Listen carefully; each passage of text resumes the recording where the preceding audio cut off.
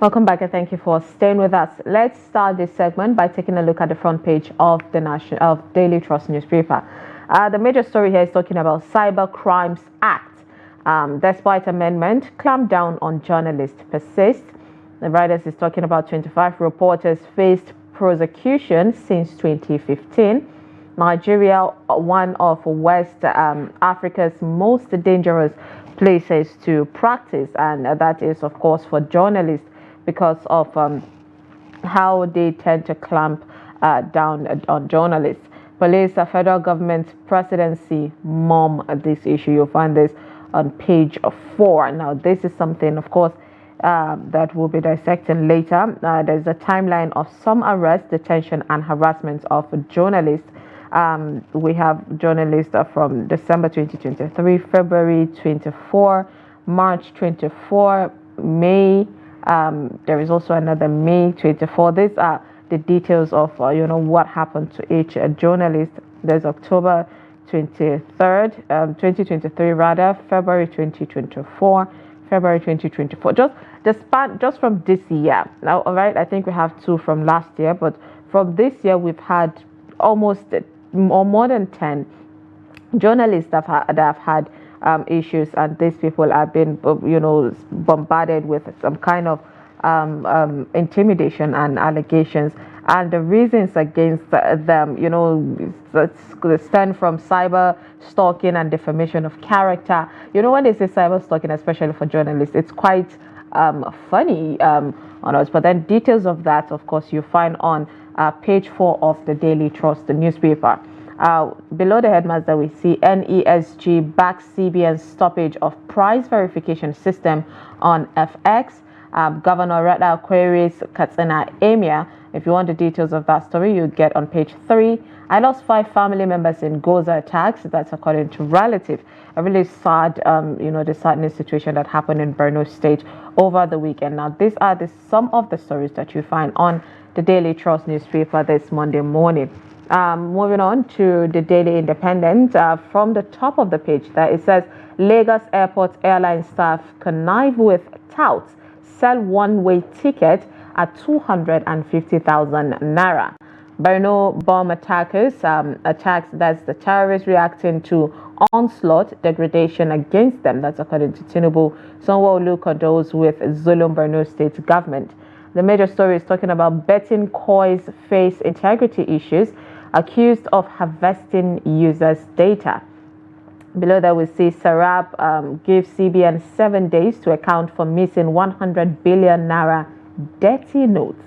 Borno bomb attacks, Atiku blames federal government's lackluster posture to hold firmly on front line. Cholera outbreak in Kirikiri prison, 25 inmates affected. NDLEA intercepts 7.3 billion naira codeine consignments. Anambra House of Reps members deny endorsing Soludo for second term. Ondo Ekiti to witness 2 months of blackout. Reason, if you want to get the details of that, of course, especially if you're from those states, you can find on page 6. Aviation industry, how Nigeria's rating dropped 25% in ICAO security audit. Below the belt there we see why I want Southeast governors to work together by Obi. You find that on page 6. Now, these are the stories that you find on the Daily Independent. Now, let's take a look at the Guardian newspaper this morning, where the major story is, of course, talking about empty ATMs, saying the ATMs dot Metropolis as a bank straight cash with POS operators. Now, this is something that have been talked about continuously on this. We have refineries to begin operations before January, Senate assures people. Now, it's been prolonged to next year. All right, how Buhari government failed to recover $69 billion looted funds, Obono Obla alleges. Endless communal conflict worsen food insecurity, hunger in Cross River. Goza suicide attack, Tinubu mourns and vows justice as death toll rises to 23. And NDLEA naps 60 at Abuja drug party, destroys 18.635 kg of cannabis in Edo forest.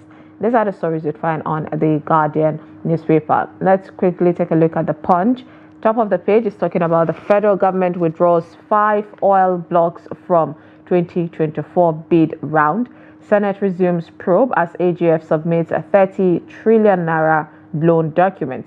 Jackpot outrage as UK-based driver remains on federal government payroll. Interesting. Beside the headmaster, we see Lagos Calabar Highway, the south-south section begins August as federal government suspends new road. Major stories about import duty, bank plane grounded as the federal government clamped down on private jets, aircraft stopped from flying over alleged 1.9 billion naira unpaid import duties. The UN condemned Borno bombing. Tinubu vows to crush Boko Haram. Well, we hope that happens. Police guard Rivers Hospital treating explosion suspect. Suspected herders hack Ogun rice farmer to death. TCN repairs plunge on Doe Ekiti to 2-month blackout. Now, these are the stories you find on the Punch newspaper. And now heading on to review these front pages, we have in the house Dr. Theophilus Abba. He is the program director of a Daily Trust Foundation. Good morning, doctor. It's good to have you. Good morning. Yes, it's good to have you on a short notice. And you're here for us. And yes, this is a topic that it's something that we all relate with, considering we're all both media practitioners.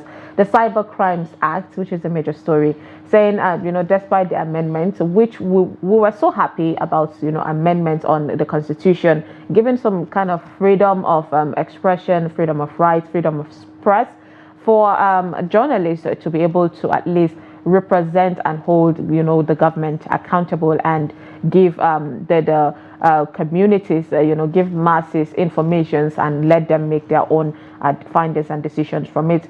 But then there seem to be a lot of attacks on the journalists. We saw a situation that happened with the First News reporter, and now numbers of this. What is your take on all of this? It's something wrong with the system in general, that someone can literally break the Constitution and get away with it. Okay, actually, when you talk about the Cybercrime Act, it was enacted in 2015 to curtail crimes on the internet. Now, what are some of these crimes on the internet? There's what we call identity theft. That means you take the picture, the photograph of some other person, and claim to be the person, to perpetrate a crime. For instance, maybe you take the head of state or the president's photograph and claim to be the president and communicate to another person. That's identity theft. Then we talk also about impersonation, changing somebody's voice, and claiming that it is another person's voice in order to perpetrate crime. For instance, there are apps you can use online. You negotiate business with people. You claim to be Indian, claim to be British, claim to be American. Meanwhile, you are sitting in one corner within the same village or city, doing all those things. Then there's what we call cyberbullying. When you send a text message or emails to somebody, say, look, you are a fool, you are this or that, and you attempt to humiliate the person. Then the cyber stalking, where now follow say, if you don't give me money, I'm going to expose you. If you don't give me money, I'm going to do this, I'm going to do that. Now, the problem with the Cybercrime Act, it has been like this. The security agencies have been using the section called cyber stalking to arrest journalists. And now, if a journalist does a story, and then he uploads the story, let's say he shares the story on Twitter or on Facebook, you say, especially if it's about corruption, you say, you are cyber stalking.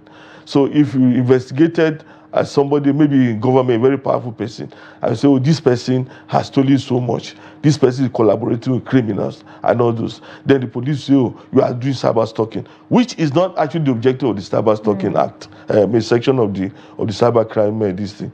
Now, the cyber stalking is different from libel. So if I do a story and I know you feel that, look, the story is false, portraying you a false lie, you have the option of going to court.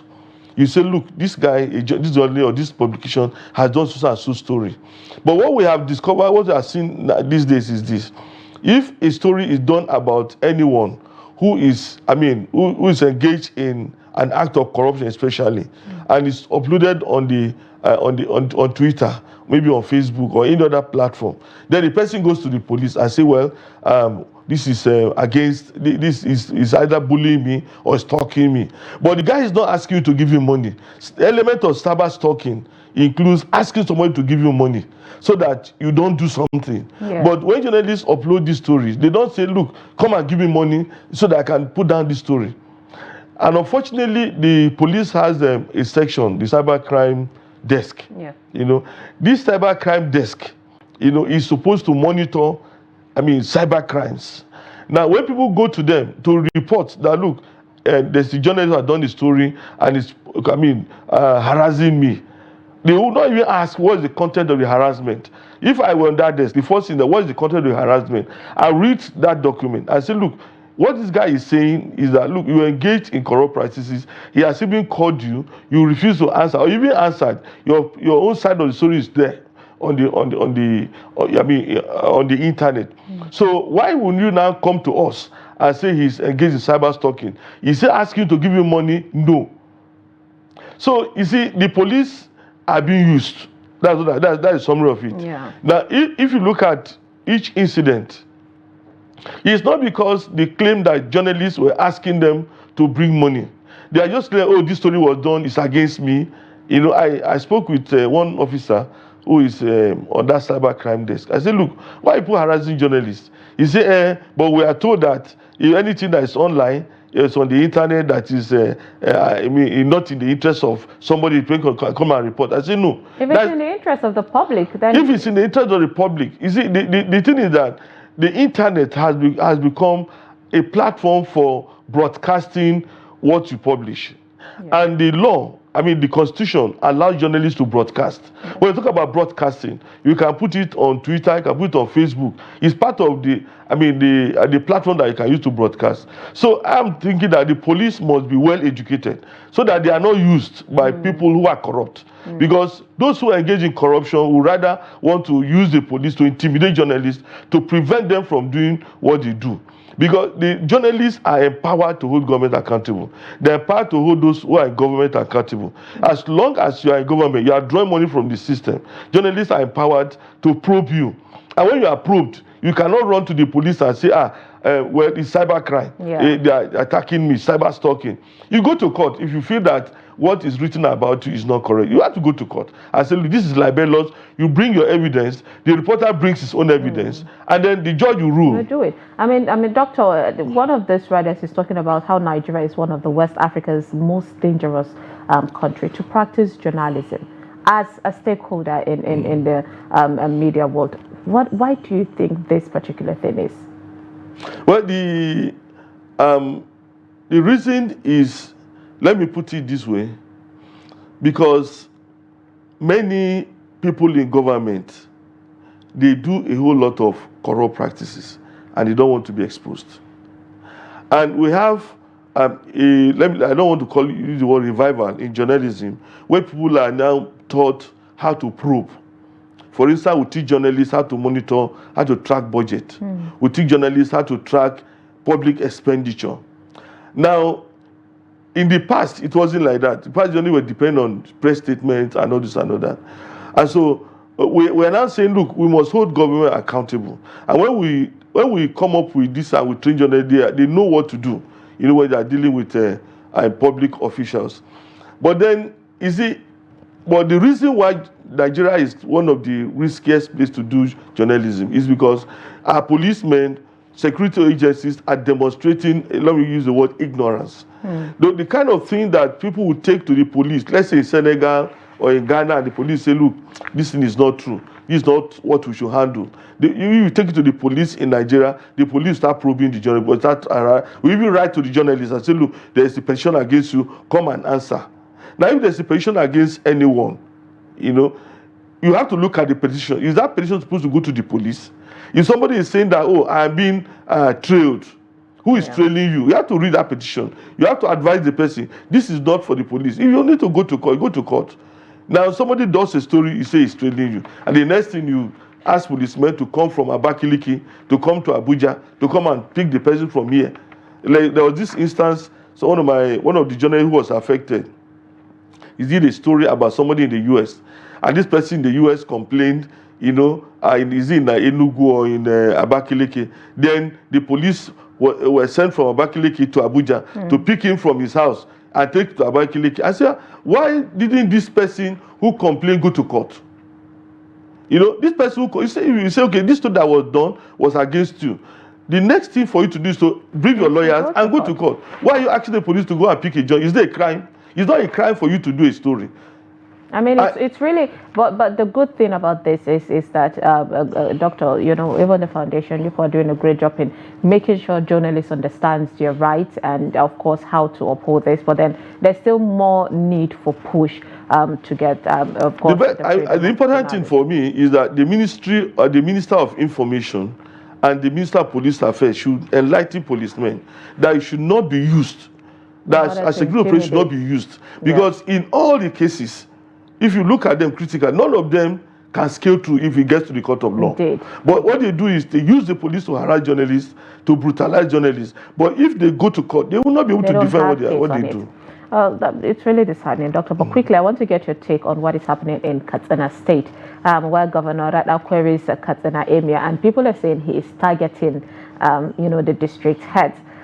Basically, the major problem was after there was a call for, kings and district heads to come for the Hawan Saladas during the Eid al-Kabir celebration, and some of them did not make it. What is your take on, governors tend to have some kind of ways of moving and controlling, should I say, the heads, district head, emirs, and all of that? Well, the fact is that to a large extent, the Constitution empowers, governors to have control over their territories, including traditional institutions. So you always have a commissioner for local government and chief of state affairs in most states who are in charge of dealing with traditional rulers. And as it is at the moment, I think all over Nigeria, the traditional rulers are answerable to the governor. Now, the conflict is that, you see, the traditional rulers have, they are very popular, and they have people who are loyal to them. They have followers. And then governors to have followers. And so the issue is, if a traditional ruler doesn't want to annoy a governor who has all sorts of powers, then you should be able to communicate. That's what I would have to say. If you are a traditional ruler, you've been invited for an event, you know that, look, whether you like it or not, this man has a measure of authority. If there's a constitutional power that he has over and above you, I think the best thing is to communicate. I say, look, Your Excellency, I can't make it. Your Excellencies, we cannot make it. And in Katsina State, although I was there some months ago, the insecurity issue is something that anybody can use as an excuse. But then instead of ignoring the governor, I think the traditional rulers must learn to relate with governors in a manner that will not lead to this kind of conflict. Because again and again we are discovering that there's a face-off between traditional institutions and the governors. But should that be even? Should that be? It seems to be causing chaos. Kano State is still suffering from that. All I know is this. If there is a law in place, I know that this is what the law requires. It's only you can fight for the amendment of the law, or you find a way of working with that law. Finding your way around it. Yeah. Like for instance, we have discovered that traditional rulers have become partisans. Where maybe during an election, traditional ruler will say, this is the person I support. I will tell the people in his domain to support that person. Now, if the person wins win an election, you say, okay, this traditional ruler did not support me, and so I'm going to make life difficult. I have the power to remove him. I will remove him. You understand? Yeah. So there is a way the traditional rulers must learn to operate in this difficult this dicey They're environment, meant to be political diplomatic. environment. Yes, there must be a bit of also diplomacy, there communication. should be a bit of constitution somewhere that would just at least protect these traditional leaders. Yes. I mean, because of time, Doctor, we have to put a stop to this. Thank you so much for joining us to dissect, these pressing issues on the National Dailies. Appreciate. Thank you. Thank you. That was, of course, Dr. Theophilus Abba, Program Director of Daily Trust Foundation. Thank you so much for staying with us throughout the 2 hours of Daybreak this Monday morning. I am Sumaya Abubakar. Please do stick around. At the top of the hour, Emmanuel Fashemi will bring you 360 Sport. Do have a lovely day.